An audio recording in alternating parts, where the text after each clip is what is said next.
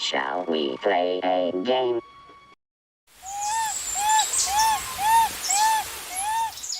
Welcome back to Vintage Gaming Memories. In today's video, you already know what it is. It won't be an unboxing because you saw the thumbnail, but I haven't unboxed it yet, and it's in one of these boxes. I am just really behind in opening up packages that I received in the last few days, which is really bad. I'm excited to open these, but I want to do it on camera, and I am already, as you can see, 4 packages of different things. They're handheld games, some Atari items. I think you might have seen this one on that last video, which was Reina Systems Drive. It's in a box, the shipping box and everything. I mean, it's pretty cool. I can't wait to do a video on this one. But let's put that one to a side here. And I know this one is not going to be for this video. This is a handheld game of some sorts. I mean, I've got this to do a review on still, so just to give you a little teaser what's going to happen, I've got a Goof Around Golf that's in great condition to show. I have the XEP interface module in the box to show you as well. I got a little pocket bowling game. I'm working on a couple of fixes on the other side of my workshop area on some things I purchased that were damaged. And then I have these two. And it's not going to be this one. I know what this is. It is going to be this box. It's kind of light. Well, you already know what it is. So what am I teasing you guys for? I'm just teasing myself because I really want to see how this thing looks. It must be good enough because it's a video I posted, right? If it was damaged, I wouldn't have a video up. So that's a good thing. All right.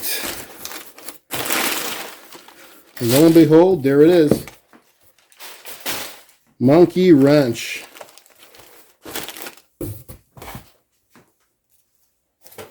Okay, so I appreciate that they put in a nice little Ziploc baggie. Thank you. I'll dust it up here a little bit. Here's the cartridge.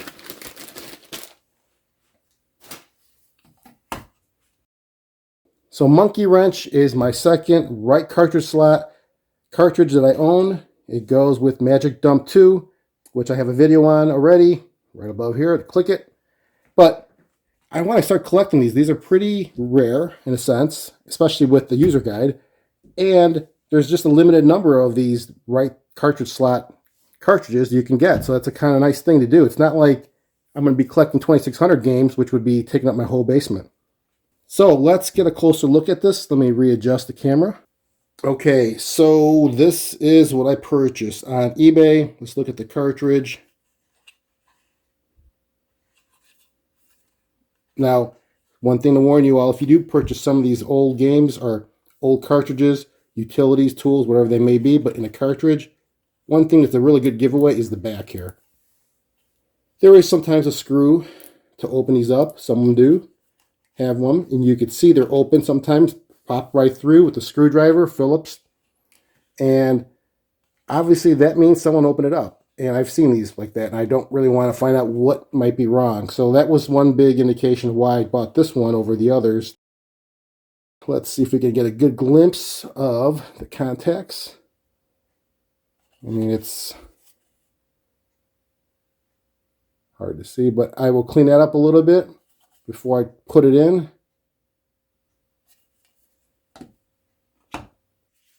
And then the user guide. That was what really got me into this one. I like that there was a user guide available, and it looks great.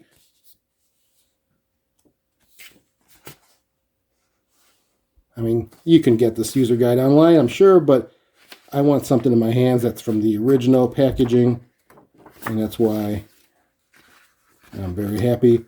So, what's left to do? Well, not read this, but to try this thing out. So let me just do a quick cleaning of the contacts, and then we will put it in the 800 and see what comes up. Okay, so we're now in front of my Atari 800. I guess I should explain, what is Monkey Wrench anyhow? Well, this was published by Eastern House Software in 1983, and it retailed for $49.95 back then. And their advertisements would often say, put a monkey wrench into your Atari 800. Well, that's what we're going to do today. So what does it do? Well, it works in tandem with Atari Basic, and it provides you with some additional functions and commands that you would use with it, which is going to be pretty cool when I show you it. It may not be so amazing in 2023, but in 1983, it sure would be great to have these commands available. So in the user guide, it says Monkey Wrench is a program development aid, and they are not lying. It really is. There's a lot of them, a lot of these commands. I think there's like 30 of them. Perhaps I have to look closely at this. I just went and skimmed through the user guide just before I started recording here. All right, so we have the Atari 800 all connected, ready to go, and no cartridge in it yet. So let's open up the cartridge door. Left cartridge, basic. Right cartridge, monkey wrench. All right. Okay, let's power it up. So you see there right away, the Monkey Wrench 2, copyright 1983 by Eastern House Software is loaded. I have a program loaded in memory right now, and let me try one of these commands. Let's do a find command, or find string command. So I know there's a B string in this program, so I will start off with that defined, put a delimiter, and we'll do B string, and then starting at what line? We'll just say 1 through 10,000. There's 1. Well, it should be a whole bunch. Yep, here we go. How cool is that? I mean, if you really wanted to find where it's called out every time, you can do a good check like this on your coding if you have a big program. And you can even do it as a checksum to see if you have the right number of lines that has it referenced. What else? I'm going to try this renumbering option or command. And what it'll do is renumbers it by whatever parameter or value I put in the parameter. And wherever that line number is renumbered, so for example, if I want to renumber everything by 100, increments of 100, anything that was perhaps like a line 210, and it had a go to or go sub call out to line 210, it will actually change that in the actual line itself to the new number. So it's supposed to be that smart to know to go into code and adjust accordingly. So let's list this program. I typed this earlier today for video. It's a public domain game in Antic, Air Raid 2000. And let's see here. There's got to be a quick look here on a go sub. Well, there's line 130. So 130 is going to change to, let's see, 100, 200, 300, 400. That should probably be line 400 when I change the increment value to 100, starting at line 100. And then 640 is going to change to something outrageous. So let's just run this and see what it does to this line 130. Or the command would be, you can see there, our start line number, we're going to start at line 100. And the increment value, we're going to make it 100. Okay, I think that's it. Let's see.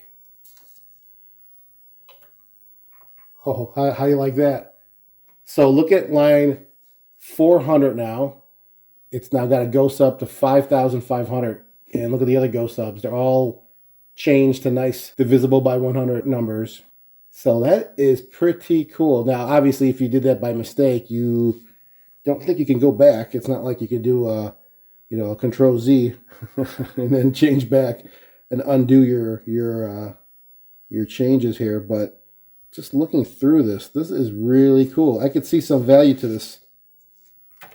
Okay, let's try this. This is a disk directory command. Now, I don't know how this will work, but I'm using an S drive Max on my SIO port here on 800. So let's see if this works.